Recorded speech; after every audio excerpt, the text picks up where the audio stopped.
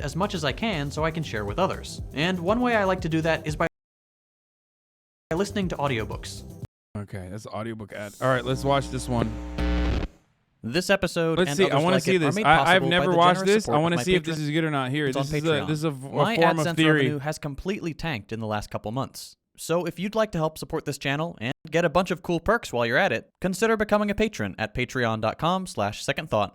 Who could possibly think socialism is a good thing? Socialism is a cocktail that never should be tried. No, it's turpentine. None of those ingredients are good. The last thing we want in the United States is socialism. According to a new survey, 70% of American millennials say they'll likely vote socialist, and 1 in 3 of them view communism favorably. The term socialist has been gaining traction for the past couple of years. There's a good chance an increasing number of people around you are using that word to describe themselves. More and more Americans are. Maybe one of those people even sent you this video. Maybe one of those people even sent you this video. This video is about what people mean when they call themselves socialists. I'm going to be covering as much ground as possible in as little time as I can to give you a better understanding of a word we hear all the time, but that rarely gets explained all that well. And before we do, I know that at least a chunk of you will be coming in with a negative opinion of socialism, and that's totally fine. Feel free to voice that in the comments or the invisible to you but very real to me dislike bar. All I ask is that you stick around for a while after you do. Politics is all about disagreement, but to have meaningful disagreements, you need to know what it is you disagree with. Let's get started. Does Hasanabi consider himself socialist? No, I'm a capitalist, bro. I love fucking capitalism, dude. It's my favorite thing. It's like a kink, really. I love doing capitalism. The central idea that unites all socialists is maximizing freedom for everyone, regardless of who they are. Generally speaking, socialists want people to have the kinds of rights that ensure they have that freedom. The guaranteed right to education, healthcare, food, and shelter, to participate in and constitute democratic bodies, the right to free time and leisure. All of these are rights that increase our freedom and the extent to which we can flourish and live a good life. But it's not enough that these rights exist on paper. People need to be able to exercise them. If you have the freedom to an education, but can't afford to spend even 1 hour less on the job to go to class, then you don't really have the freedom to an education. The law says you do, but you're not actually free to enjoy it. Think about it like this. We might have missed out on 1,000 Einsteins because poverty kept them from achieving their full potential. Having freedom and the actual ability to exercise it is critical. And this central concern with freedom isn't very surprising. Every political theory wants to maximize or guarantee freedom in some way. If the US had its own ideology, Americanism or something, its advocates would also say it's all about freedom. And to be fair, capitalism did after all become the way of life for most people around the world, at least in part because it allowed some people to be more free than they had been before. Because before capitalism, there was something else: feudalism. Think medieval castles with heaped tables of George R.R. Martin-esque pigs with apples in their mouths and guys with cool names like Torf.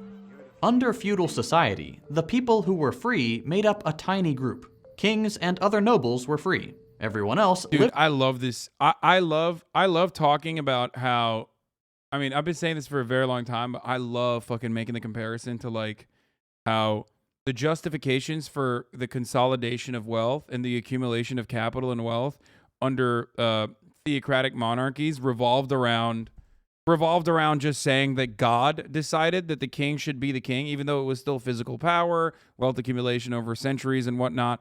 However,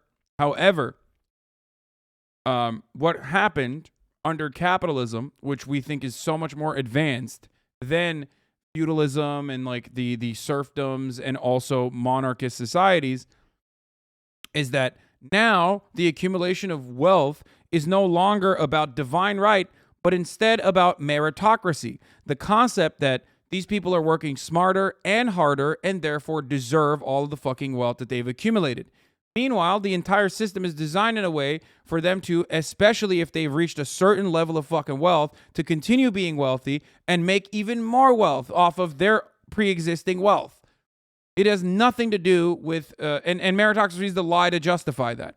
Divine right was the lie to justify theocratic monarchies. Meritocracy is the lie to justify capitalism. That's it. The wealth accumulation is still at the top in an almost identical capacity. The powers, the right to be able to do justifiable violence is still very much in the hands of those who own our bourgeois governments for the most part. Lived under their control and generally had very little freedom. After all, nobles owned all the land in their kingdom. So if you weren't a noble, but you wanted a place to live, to not be in total abject poverty, and to have a semblance of security, you were forced into working the noble's land. A pretty sweet deal for the nobility, because once you had done all the work, farming and whatnot, they would collect their taxes and force you to give up the products of your labor, grain, meat, or the money made from trading them with others. But feudalism wouldn't last forever. The emergence of capitalism changed feudal society into something entirely new. Over a couple hundred years, merchants gained more autonomy from feudal lords and became a whole new class of relatively free people. Nobles lost a great deal of power both gradually and in violent revolutions, and the number of free people grew from just a few hundred nobles to thousands of people who weren't just born into the right family. Capitalism was born. And we can see how Merit does factor into it, but you cannot outwork luck, okay? No matter how hard you fucking work, there is still an element of predetermined destiny within your reality, okay? Within your future predicaments that you're going to get into. You understand? And as long as probability still exists, and it is very much an incredibly important facet of success, you will never be able to reach the meritocracy that people claim exists, okay? That's not real. It's not real. I would not be in the situation that I'm in currently if I didn't come from an affluent background. Not because, like, my family was able to keep me afloat. What the fuck? I can't even speak. Especially in my adult years. But because when my parents were wealthy, when my father was wealthy, and then he lost all of his wealth, regardless, though, that's besides the point. When he was wealthy, he was able to make sure that I got the best education possible. That gave me a significant upper hand. Okay? Which is why I always get frustrated when millionaire, billionaire defending Republicans will regularly say things like, oh, well, actually, only 20% of wealth is actually passed down to the next generation. Like, out of all the multi-millionaires and billionaires, like, a small, tiny percentage of them actually get, like, directly wealth from the generation that came before them. It's like, yeah, motherfucker, that doesn't mean anything, though, because it doesn't have to be directly a trust fund or something when your fucking parents die. That's not how people make their money. They make their money by going to the best fucking schools. They make their money through a sequence of nepotism, through a sequence of fucking connections that their parents have created so that the generation, their next of kin, can actually, have a profoundly better shot at getting incredible fucking, an incredible network and go and get like an awesome fucking job that is not available to the average working class person's children. Okay? People refuse to recognize this concept, or most people do recognize it, actually. That's why they get so mad at nepotism, right? That's why everyone's always like, oh, I'm fucking so mad. Nepotism. Yeah, you're not mad at nepotism. You're mad at capitalism, okay? If we did not live in a capitalist structure, you would never, ever bring up nepotism as a fucking reason for why things suck.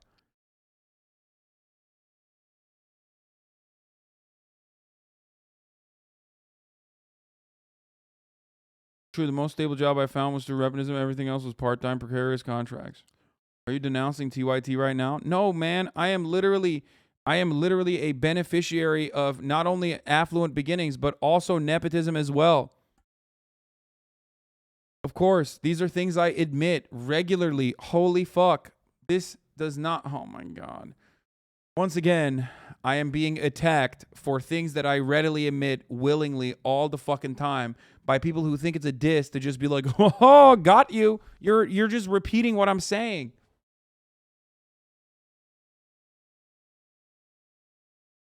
Why is TYT brought up every time? Dude, no disrespect to TYT. Like, I learned a lot when I worked there. But, like, you also have to recognize that, like, I myself alone have been able to reach higher levels of success than TYT, and especially when I worked at TYT. So, clearly there was a little bit more than just TYT that helped me in this circumstance, don't you think? How this new system works today. Under a capitalist society, your boss is part of this new group of free people. He, like the nobility of the previous economic era, has a lot of freedom to do what he wants, and a lot of the decisions he makes for himself trickle down and ultimately affect you. In the relationship between the two of you, it's ultimately him that has the power. For example, your paycheck isn't determined by how good a job you do, but by what your boss decides it to be. He has that freedom. Directly or indirectly, your boss hires and fires who he wants. You work for him and spend your days producing something that he can turn around and sell to someone else. This allows him to make a profit. Regardless of whether he's a nice guy or not, his profit calculation will demand that he take into account a few things, like how much he needs you and how many people out there are gunning for your job. The more those people are desperate, for example because without your job they might end up homeless, the more he can push your wage down. The more homelessness or poverty there is, therefore, the better it is for him. Your salary isn't determined by how dedicated you are or how valuable what you do is, but by how disposable you can be. You can get up and protest him messing with your paycheck like this, but in the back of your mind, you know that if you push back too hard, you risk ending up with everyone else who is fighting to get your job. Under feudalism, people were made to work the noble's land and hand over the product of their labor. They had no choice and very little freedom to do otherwise. You work the land or you're going to be in a world of hurt. Now, you need to work the corporate, industrial, or service industry gig and hand over your time and whatever you produce while you're on the clock to the capitalist. In theory, you have the freedom not to work, or to work for whomever you want, as well as to negotiate with your employer. But in the same way serfs needed a place to live and food to put on their table, money from employment in the capitalist industry is necessary to live, and it's not like the power is balanced between the two of you. Not long ago, during the dawn of this new economic system, most workers had to hand over the majority of their life, 12 hours a day, 6 days a week, to their employers, often from a young age and in unspeakable conditions. We only very recently made this somewhat more bearable. The reason we haven't made even more improvements today is that capitalism did not actually represent much of a fundamental change from feudalism. The relationship of domination and coercion isn't all that different. It's just that this time, the size of the group with freedom is slightly bigger. A couple thousand instead of a couple hundred. And you don't necessarily have to be born into it. Yeah. The fact that there is like at least some kind of upward social mobility, and I will tie this back to race as well as class, but the fact that there is like a little bit of upward social mobility alone immediately is used as proof to be like, listen, dude, look, I mean, some people made it. Why can't you? Look at that guy. He was homeless and now he went to Harvard. You know what I mean? There's always like, these rags to riches stories that they pump out, right? A little bit of social mobility all of a sudden is showing everyone, proving everyone that you can actually succeed under a capitalist system. Pull yourself up by your bootstraps. The exact same concept that is used against anti-capitalists, okay, is also used when it comes to race, okay? How could you say that there's racism in this country? Don't look at all of the structural inefficiencies that is built into the system. Don't look at the criminal justice system. Look at the black person that's wealthy. See, he did it. Why can't you? Okay? That's exactly the same exact fucking argument. The exact same counter. The existence of like relatively wealthy black people does not change the white supremacist systems that we exist under. Okay? System, for all its flaws, hasn't been all bad. In general, living standards have improved under capitalism for a lot of people. Capitalism is a net improvement, in some ways, from the society that preceded it. But just like feudal society became outdated, so too has capitalism. There have always been problems with this narrative of rising living standards, but recently, capitalism has started to fail even the people who once got a decent shake out of it. 2 or 3 generations ago, it was a no-brainer that a job could get you a house and enough money to support a family, pay your way through college, and get access to healthcare. I wonder what fundamental thing changed in American existence that caused it to happen. Now, the racists will look to this and go, oh, it's because black people are taking up a piece of the pie. It's because there are more minorities that are no longer like as exploited, right? Whereas the real reason is literally because unions have been fucking eviscerated. If workers have no way to collectively bargain, if workers have no way to go back against and fight against the inherent class contradictions baked into a capitalist order of the economy, a capitalist organization of the economy, then of course, capital is going to slowly but surely take away more and more of your benefits. Profits have a tendency to decline. Okay, so what are you going to do? You have to squeeze out as much profits as possible. That's what capital owners do. And the best ones, the ones who are the best at fucking squeezing out profits, are the CEOs. They get rewarded for it. You weren't exactly free, but you weren't doing too badly either. That is no longer true. The few people at the top have been given so much freedom to keep the money you made for them by working in their offices, at their storefronts, and in their factories that there isn't much left for you. High school and college graduates, once guaranteed stable employment and livable wages, are losing out. Nowadays, between 40 and 50% of college grads are unemployed or working in a job that doesn't require a diploma, indebted at rates that completely overshadow their salaries. And the story's the same across the economy. For someone working at Amazon to make as much money as Jeff Bezos does in just 1 year, they would have to work for 58 years. And that's just with his salary. If we start counting dividends, you'd be working every day of every year of multiple lifetimes just to catch up to Bezos' single lap around the sun. Clearly, it's time for an upgrade. Socialists look at this march of history and ask two questions. One, is there a better way to get the same results as produced under capitalism? And two, what is it? In other words, how do we keep the parts we like from capitalism, rising living standards, and cut out the parts we don't like, the exploitation, imbalances of power, and massively uneven distribution of those rising living standards? The big answer for socialists lies in who owns things like companies. The argument goes that so long as there is just one, or at the most a few people who own our society's productive enterprises, they will be able to make decisions that benefit them and not us. Your boss, because he has been given the freedom to do so, will use his power to curtail yours. He will always try to push your wages down as low as possible, make you work the longest hours you can, make your working conditions as dire as possible, because it's cheaper that way and rakes in more money for him and the other people who own the company. While he has to balance that with what other capitalists will do and try to offer better conditions, hours, or wages, every step he makes in the right direction has to contend with his profit margins. If something is unprofitable, even just by a fraction of a percent less, he can't do it. He can't risk some other company being more ruthless than he is and undercutting his business. The only choices that are on the table are the ones that make him wealthier, even if that means making you poorer or generally worse off in the process. Socialists take stock of all these incentives and try to understand how we can change them. Instead of the most important thing being the capitalist profit, how can we incentivize things that benefit all of us, putting more options on the table than just the ones that make the guy at the top richer? And we have a lot of ideas on how we can do this, from central planning, to free association between communes, to worker-owned cooperatives, to cybernetic management. However varied these ideas are, and truly there are a lot of them, they are all united by the same conclusion: that the best way to figure out which ideas benefit everybody to the fullest extent is to let people decide for themselves. Give everybody control over what ideas we want to see happen and how.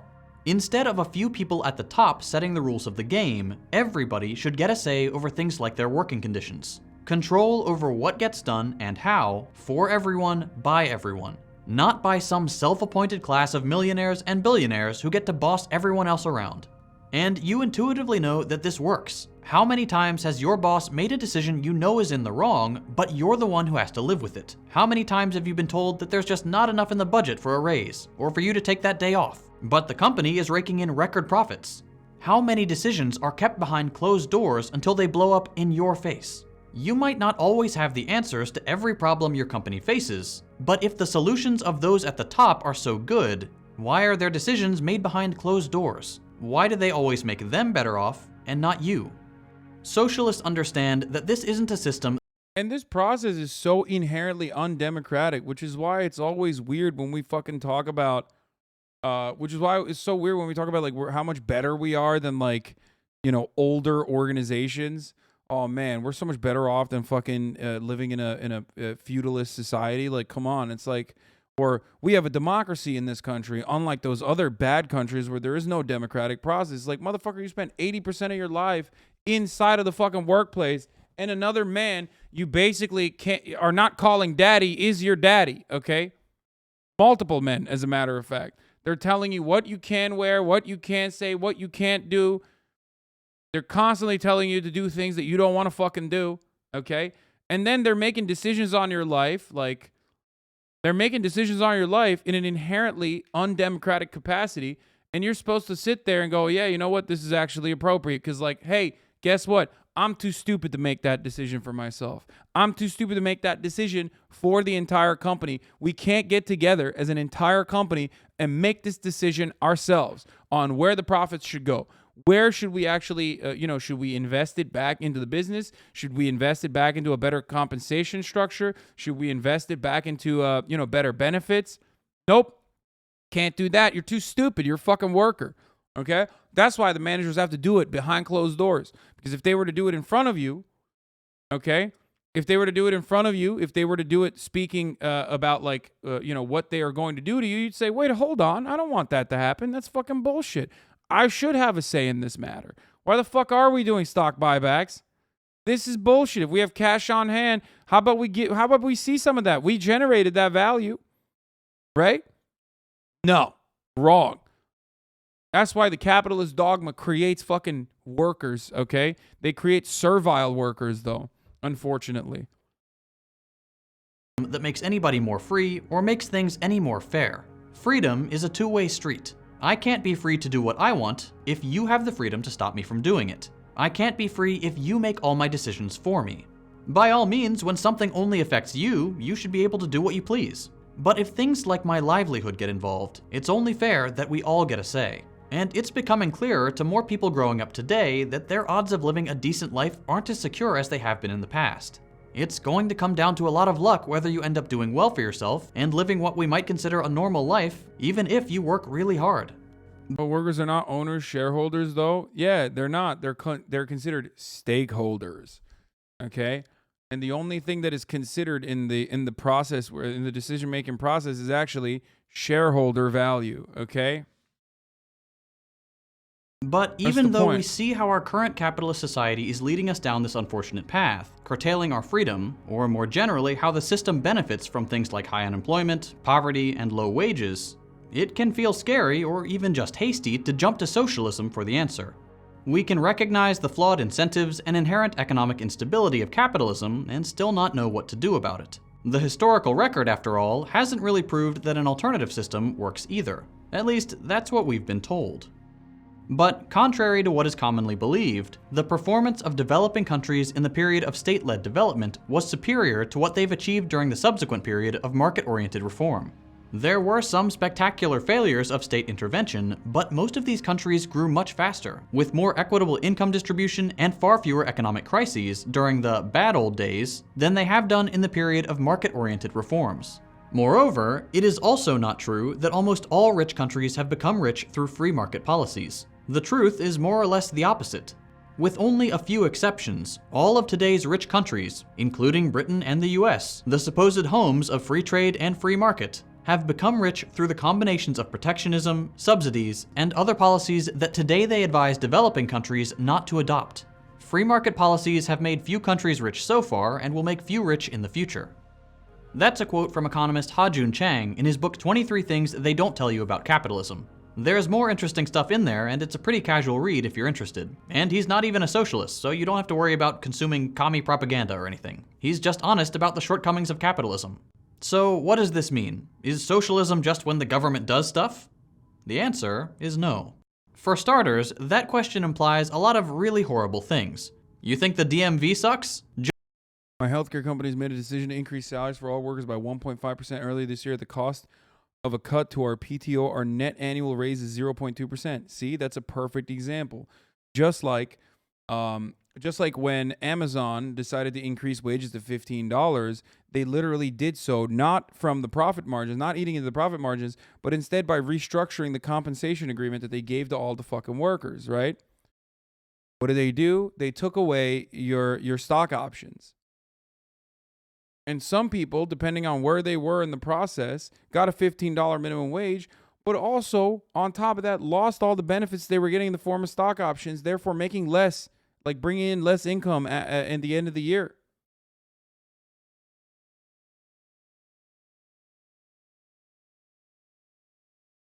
That's how it is. Just wait until the government takes over everything else. You think the government is screwing you now? Just wait until they have even more power. Obviously, a world of DMVs as dictators isn't what socialists want. Who in their right mind would defend something like that? Part of the problem is that that question is being asked in a pretty deceitful way. What counts as the government doing stuff? Sometimes government programs are measures for wealth redistribution, like Social Security, welfare, public libraries, and food stamps. Other times it's basic stuff that every government, regardless of its economic model or ideology, takes care of. Things like fire departments, garbage removal, sewers, or streetlights. In this list are also institutions like the police, the military, the FBI and CIA, courts, and prisons. Wherever you are on the political spectrum, there are going to be things on this list that you don't like and other things that you do. When you imply that socialism is when the government does stuff, and you're already primed to be wary of the word, your mind easily jumps to whatever thing the government does that you don't like, or that the present government does the worst, hence the DMV and authoritarian stuff. But regardless, that's not what socialism is. Socialism is a society in which the means of production, factories, farms, offices, basically the things that produce for the economy, are held by all in common and subject to democratic decision-making, rather than that of a few individuals. Nothing more. While governments are one way to coordinate this ownership, it's not the only one. What's more, there's a deeper problem with this question. The way we think of government isn't absolute, empty of all context. As humans, we have a hard time imagining a world that isn't like the one we have now, which means we also have a hard time imagining how our governments could be different from the way they exist today, under capitalism. And you already know what that's like. Companies pumping in billions to get some guy elected and in their pocket. Public services working on razor-thin budgets and being genuinely infuriating. The people you cast a ballot for not doing their jobs and getting paid quite a lot to pretend it's not their fault. Every election going to the lesser evil. The default vision of government we all inherit is one of incompetence, unresponsiveness, corruption, and elitism. It benefits a select class of 1%ers and only tosses a few crumbs to the rest of us. The main promise that socialists have to keep is that we can turn this all on its head. That we can truly arrive at democracy, one that isn't awful and out of touch, by directly involving people in the democratic process at their job and stripping all the power away from the billionaires that sit at the helm of massive corporations with the power to lobby democracy away. That we can coordinate, through planning or otherwise, the production of things in such a way that we are producing according to our needs and desires, not for the profit of a select few. Profit-driven markets sometimes get this right, in all fairness, broken clock and all that, but are still very often terrible at delivering on our wants and needs. Hence why housing is so unaffordable for most people, why homelessness is always so high, why education is out of reach for millions, and why healthcare costs continue to skyrocket. The demand is there. Capitalism is terrible at providing the supply. The mission set out by socialists is to deliver on the promises of capitalism that capitalism can't actually provide. To give you and your loved ones the security, the stability, and the good life that you deserve, and that is within our means to provide to all, were it not for a few leeches taking advantage of their undue power and getting in the way. Like, let's say socialism was never capitalist. Let's say society was never capitalist and was always socialist. What would be like the world be like? Would it not be technologically way behind because capitalism inspires innovation a lot? My friend, that is a lie told to you by capitalists. Every single world-changing innovation has come from people who have enough funds that they do not have to concern themselves with short-term profits and failure. The only thing capitalism does is unironically force people into short-term thinking, refusing to quite literally innovate.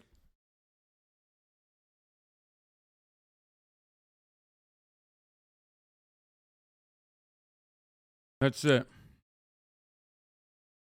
Yeah, famous capitalist Einstein. Internet, GPS, NASA, vaccines. Those are all publicly funded research. That's all public funding. with no interest in the profit motive whatsoever. It's one of the greatest lies told by capitalist corporations, actually, is the idea that all of these things that are being created in the incredibly costly government facilities with no care or consideration for quarterly dividends and short-term profit-seeking interests. All of those things are actually the creation for profit. All of these things were done at the behest of profit. Why? Because capitalist corporations bought those things from the government, or took those things from the government, or still utilize those things that the government is offering, and, put a fucking nice little shiny cone of paint on it. It's great.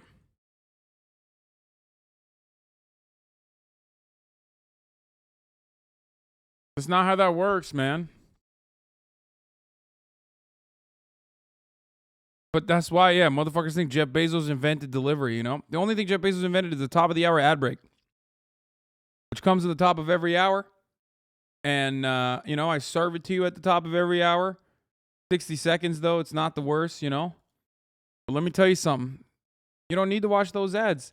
As long as you subscribe, baby, you don't need to watch those ads at all.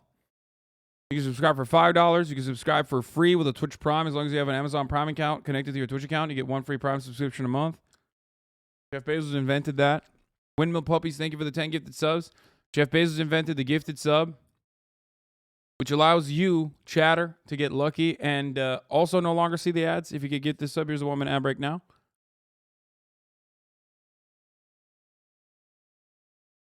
What's funny is capitalism actually drives development of the cheapest and fastest solutions rather than the best ones. The idea that without profit motive, we human beings are void of motivators that can't create out of passion, thirst for knowledge, or advancement. Yes, that is capitalist dogma. That's capitalist dogma. That's it.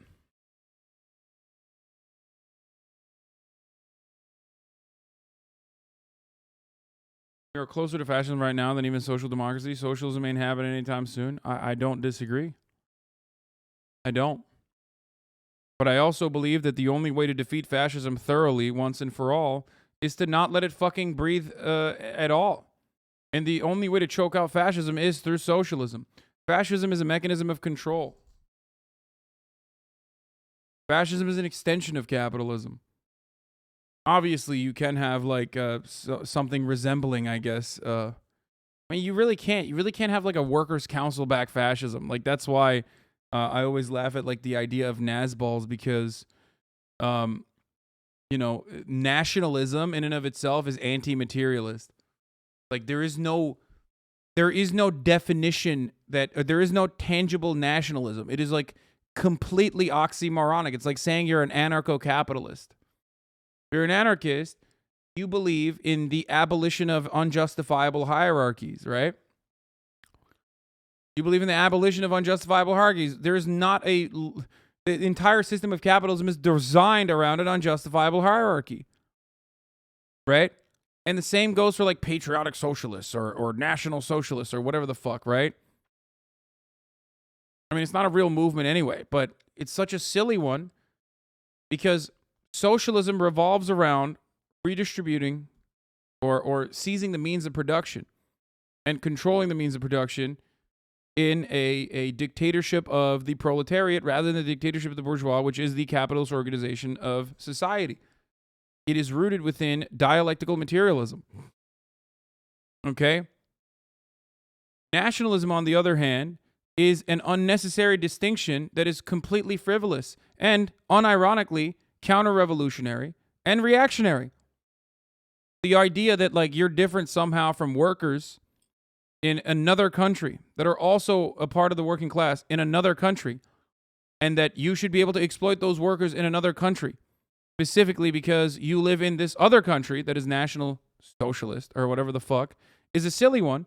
And history has shown time and time again that nationalism is actually the foundational principle of said movements, not socialism. It's just anti-communist. It always turns into an anti-communist, counter-revolutionary, reactionary movement.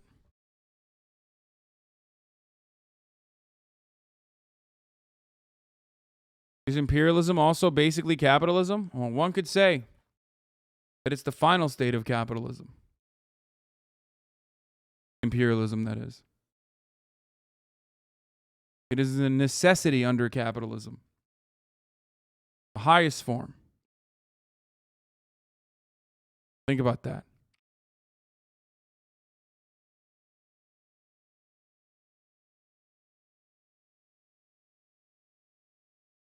Wow, those words, did you make those up? Yeah, totally. It wasn't someone else who said those words. Yeah, no, I made those up. I made words like that up myself. Of everyone getting a livable baseline to build upon. In short, no. Socialism is not when the government does stuff. You get to decide what gets done. You participate more directly than before in the decisions that affect your day-to-day life. Socialists aren't against competition. We're also big fans of innovation, but we don't want to see competition and innovation being used as excuses to push most people towards poverty and make the lucky remaining few ludicrously wealthy.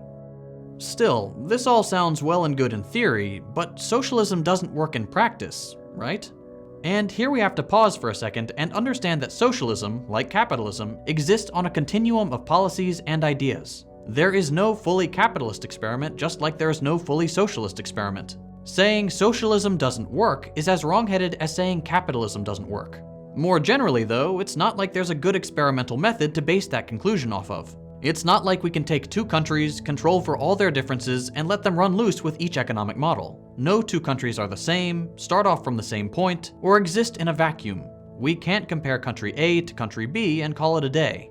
Socialist experiments often happened in countries that were poorer to start off with, and generally speaking had to contend with a global economy managed by capitalist adversaries. If this were a scientific experiment, it wouldn't get published. That being said, we can look to the archives of countries that have experimented with mostly socialist economics and see how successful they were, despite the circumstances. One place we might look is Salvador Allende's socialist Chile. Allende was a socialist who won the Chilean presidential election of 1970. In his few short years as president, and we'll get to why they were so short in just a minute, Allende brought incredible changes to Chilean society. He raised wages. Real wages increased by around 22% in the first full year of his presidency. The original 9/11. He lowered taxes. 35% of Chileans were no longer taxed at all. He reined in inflation, lowering it by over 10 points. He funded massive housing programs, building tens of thousands of affordable homes all across the country. Education also got a big boost, and enrollment at all educational levels grew. Universities in particular were made free, increasing enrollment by nearly 90%. Hospitals and other medical centers were opened across the country, particularly in underserved, rural, and poor areas. Allende extended maternity leave, doubling it from 6 to 12 weeks. Chile saw a dramatic decrease in poverty, and generally speaking, more people could more fully enjoy their lives. And interestingly enough, the bulk of this new economy was organized through Project Cybersign, a decentralized network of computers that would take anonymous, self-reported, and voluntary updates from workers in productive enterprises across Chile to identify areas where resources needed to be redirected. The democratic economy in Chile was highly responsive to fluctuating changes, and Chileans reaped the rewards. GDP grew. You probably want to see this, but I got a 6-figure job with a pension doing policy, regulatory work for one of the most progressive unions in the country, and it's partially because of you. Thanks, son. Oh man, it's because of you, motherfucker. Thank you. Good shit. 7% in the first year, production by 13%, and consumption by 11%. By kicking out capitalist enterprises, not only did the Chilean economy work for more people, it worked better, period. This kind of response wasn't welcomed by everyone, though. Allow me to pull quotes from a particular document, the Church Commission Report on Chile, one of the only documents released by the American government to the public about the extent of its intelligence agency's intervention in a foreign country. These are all things the US is actually admitting to. Bro, that's a flex, by the way. Make no mistake. Covert American activity was a factor in almost every major election in Chile in the decade between 1963 and 1973. In several instances, the United States intervention was massive. The 1964 presidential election was the most prominent example of a large-scale election project. The Central Intelligence Agency spent more than $2.6 million, $24 million in today's dollars, in support of the election of the opposition. More than half of the Christian Democratic candidate's campaign was financed by the United States. The most extensive... Why would they do that, you think? Why do you guys think that America was doing that? That's so weird. Good documentary. Wait, Jake Tran did a fucking video on... Dude, this person is an enigma, okay? I will never understand. What the fuck is up with this dude, Jake Tran? Like, half the videos I watch of him are literally just straight libertarian garbage. And then what? He's like actually defending... They're so fucking weird, bro. I do not understand it. It like hurts my brain. Extensive covert action activity in Chile was propaganda. It was relatively cheap. In addition to buying propaganda piecemeal, the station often purchased it wholesale by subsidizing Chilean media organizations friendly to the United States. The CIA supported or even founded friendly media outlets which might not have existed in the absence of agencies. Surely this doesn't exist anymore, dude. I mean, you know. It's just when we have like, we certainly would never have like an endowment for, I don't know, democracy and freedom building or something. Surely we would never do such a thing in this day and age, right? I mean, we would never, this would not be like a national endowment like that. That would not happen, right?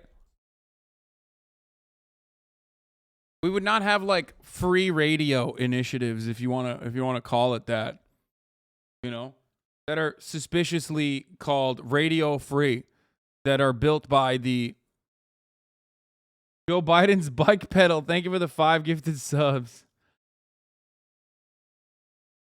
Yeah, like free radio, radio free. That would not happen. Obviously, you're so silly.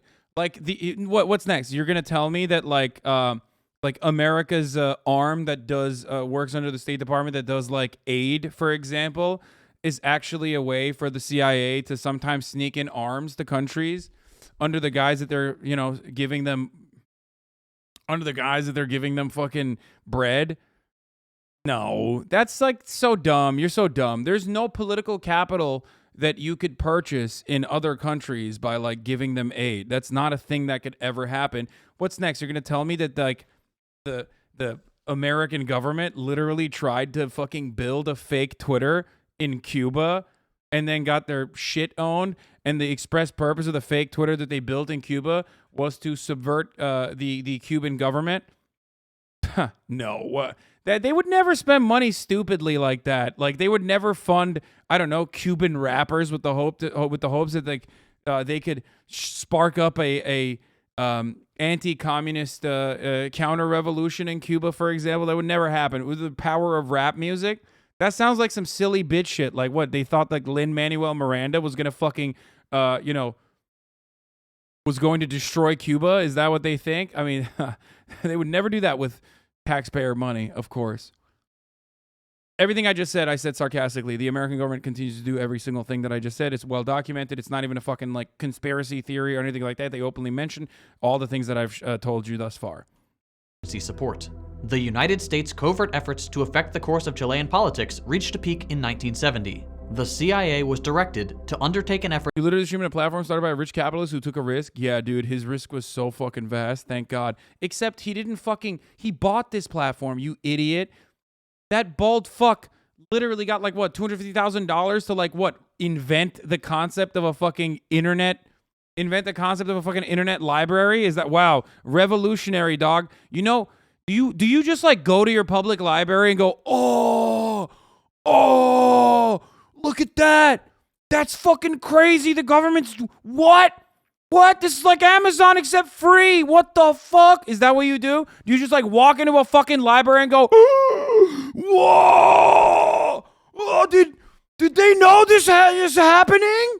Did somebody know that this was happening? Right here, it's like Amazon but free, dude. What the fuck?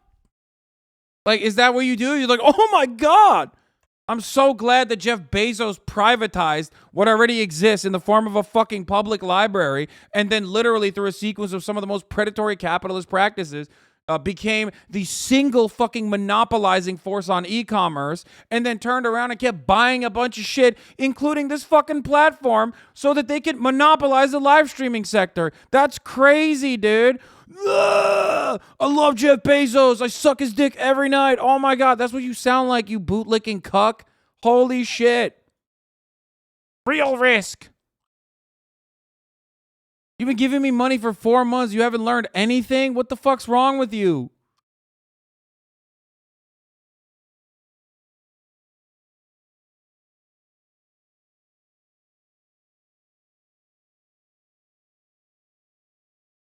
That's crazy. Woo. No bid AWS contracts too. Yeah, I mean, Amazon has its tentacles and everything, so. Also, the risk that Jeff Bezos, Daddy Bezos, has, you want to know what the risk is for a capital owner? You want to know? It's going to hurt your feelings. It's becoming you. You're a fucking worker. Their largest risk of a capital owner, the largest risk that they're taking is going back to a lifetime of servile fucking working class existence, okay? That's it. It's not like when you lose your fucking business, you get killed. It's not like when you lose your business, they throw you in fucking jail, unless you're literally violating the law, okay? The biggest risk that a capital owner takes is to become a worker once again. And the reason why you, a dumbass fucking servile little piglet, it doesn't recognize the inherent contradictions there is because the system is designed in a way to make you think, oh my God, look at the risk. Look at the fucking risk. Such a big risk for him. Do you understand? Like, the biggest risk Jeff Bezos took was being you. Your existence every day. That's how much of a negative it is. Okay?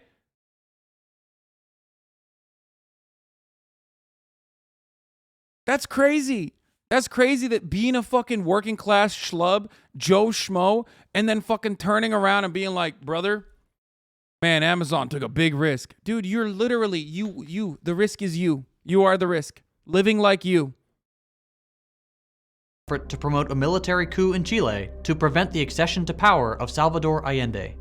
In summary, the White House, intelligence community, multinational corporations, and military wasted millions trying to stop a popular candidate getting elected in a democratic election, and when it failed, wasted another set of millions trying to depose the guy who had improved Chile by nearly every metric.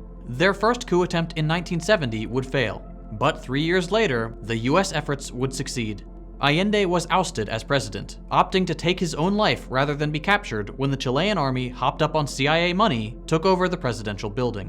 What followed was a new era of American puppet government that— This, of course, is like one of the countless fucking instances where America has installed people exactly like this, or failed to install a person like this, or maintain their power, like in Cuba, for example. Imprisoned, tortured, and killed hundreds of thousands of people.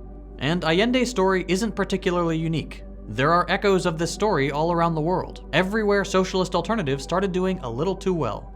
We don't have a magic button to rewind the clock and try this again. We can't for sure know if things would have happened differently if by some accident of history, socialism had become our global economic model all those years ago when capitalism was born. But we can still try to imagine what we can do from this point forward.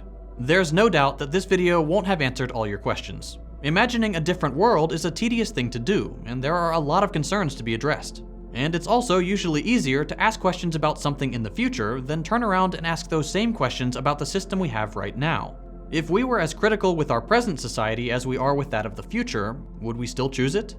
In any case, I've put a link below to a short pamphlet put together by Verso and Jacobin magazine. Most questions people have when first encountering socialist theory are answered in a few short conversational pages. There's answers to questions about human nature, property, authoritarianism, laziness, and other things that are typically concerning, answered in a fair way by people who believe in a socialist future. I'm one of those people who believes that a better world is possible. You've probably seen absurd caricatures of socialists on TV. The Red Scare never really went away. But I hope this video helps to show that we're pretty normal people. We just think that what we have right now isn't working, and it's time to make a change. There you go. Kind of an Orientalist narrative, the 73 Chilean coup, and underplays the fucked up Local elite, of course, the U.S. via the CIA had a role, but it's less than what it seems. Only speaking on the Chilean case, because I don't know much in other places. What you are experiencing or what you're explaining here is literally just every place where America has had a successful coup. Yeah. Or even continues to try to have successful coups. What do you think? The Chamber of Commerce didn't play a fucking significant role, backed by local billionaires in Venezuela? Oh, wait, that's exactly what they did. It's always the local capital owners that go to Big Daddy America and say, hey, Big Daddy America, please, please, these guys are doing socialism. It's really fucked up, dude. Hey, actually, dude, they might literally be fucking positive. They might feel positive about the USSR. God forbid.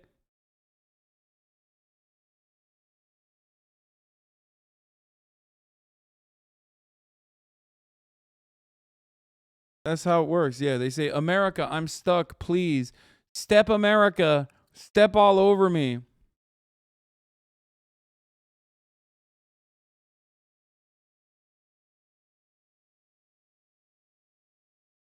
Trump.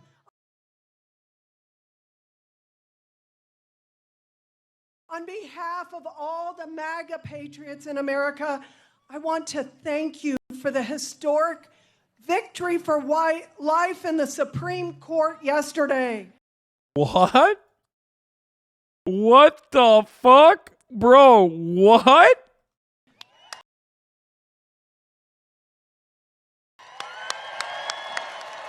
President Trump, on behalf of all the MAGA patriots in America, I want to thank you for the historic victory for life in the Supreme Court yesterday.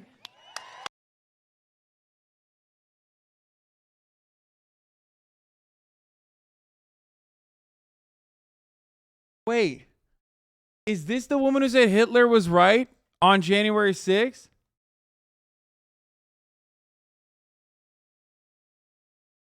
Wait.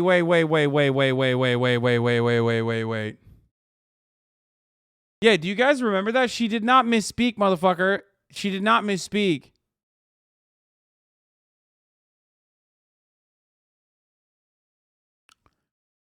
Oh no, this is her. Bro, that's not a misspeak, motherfucker. By the way, guess where she's from? That's right. Motherfucking Naperville, dude. Days after Naperville native was sworn in, U.S. Representative Mary Miller criticized for invoking Hitler during Washington's speech. But Bill Montgomery, who was instrumental in getting Turning Point USA no masks, started, obviously. said, Mary, we need you global because pandemic. you represent the family. Hundreds of thousands have died in the Generation U.S. has the responsibility DC hospitals, Virginia, to Maryland are all at achieve almost capacity. This actually got fucking lost in the sauce. I remember being super shocked by this, but because it was like one of those events that happened in the morning, because that was what happened in the morning, like we totally fucking didn't even think about we win that. a few elections, we're still going to be losing unless we win the hearts and minds of our children. This is the battle. Hitler was right on one thing. He said, whoever has the youth has the future. Our children are being propagandized. You know, if we win a few. Yo, chat's so funny whenever we talk about shit. Like, bro, how fucking insane is that? Bananas, dude.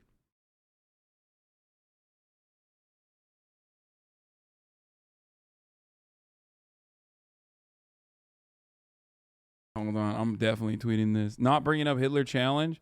Impossible.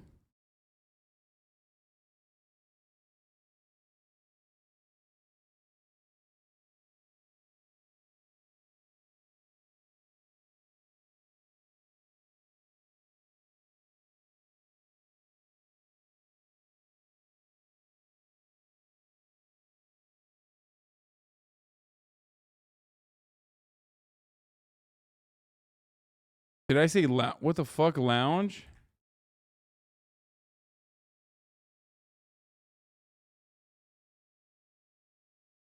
I wasn't looking. Shut up.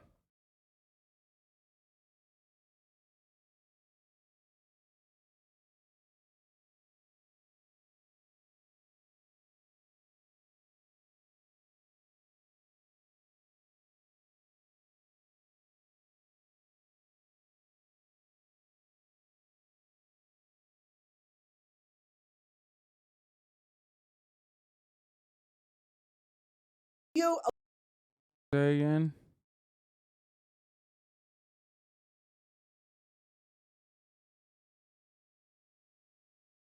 Whoever has the youth has the future.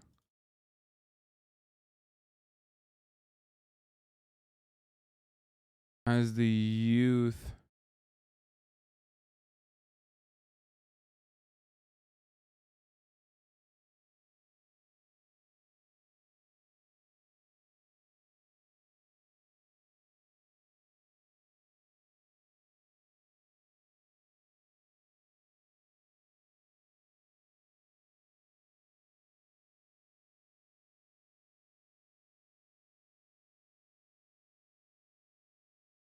There you go.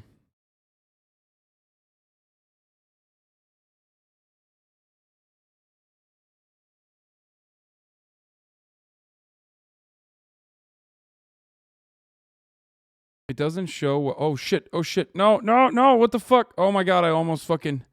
Oh my god. I almost went to my homepage on Twitter literally while I'm live. That is the worst thing. That could have just destroyed me. That could have straight up fucking destroyed me, dude. Leaked? No, dumbasses. If I accidentally got blasted.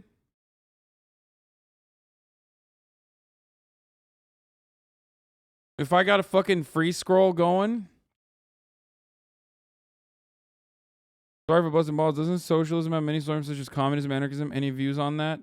You're not busting balls. I don't give a shit. Just be anti-capitalist, okay? And we'll think about it later.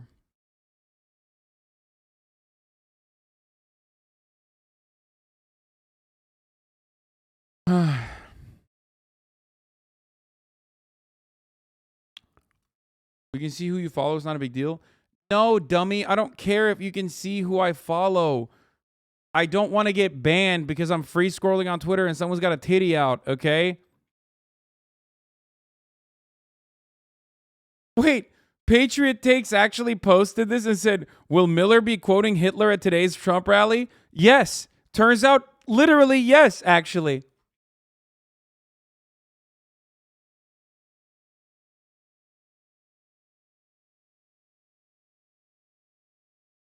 We know about the Chipotle sponsor. It's okay. What?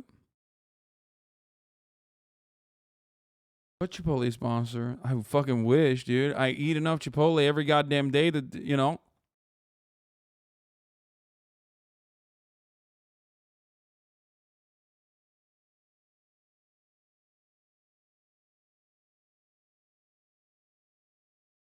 Most normal chatter. Yeah, it's so funny. Chatters love making shit up.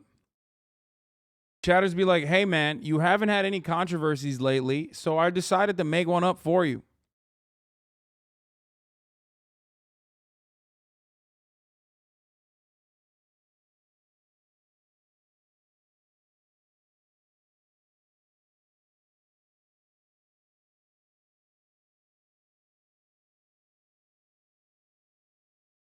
That's awesome.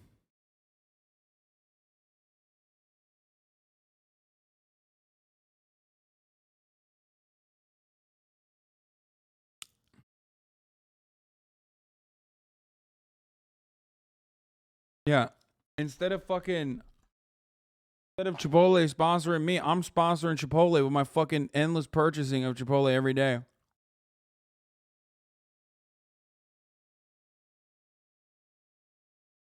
It was a joke about how much Chipotle you eat. It just didn't hit. Oh, sorry. Anyway, how much is Obama giving you for that poster in the background? A lot. Endless amounts of money. So I've been trying to set up all day today. I have been trying to set up a link for the abortion charities, okay?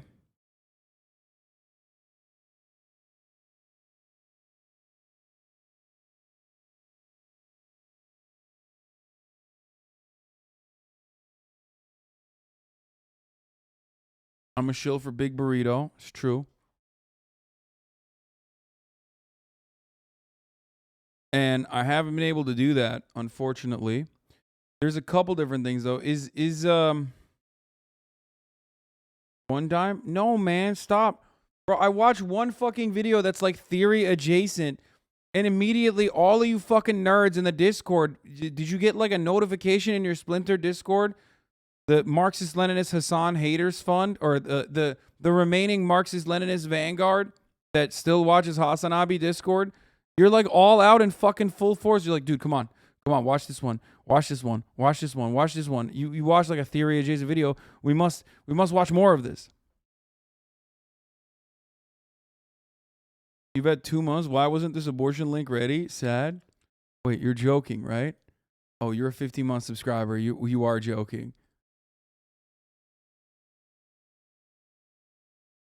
You gotta be. That's a joke. Please say that's a joke,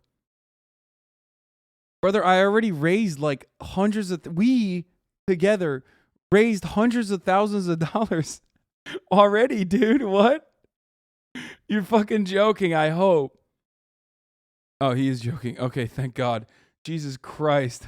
Holy fuck. For a second, I literally thought, like, I've done more than Brandon, motherfucker. What do you mean? Oh, man. Holy shit. You know, there's people that probably do believe that, though. You know what I mean?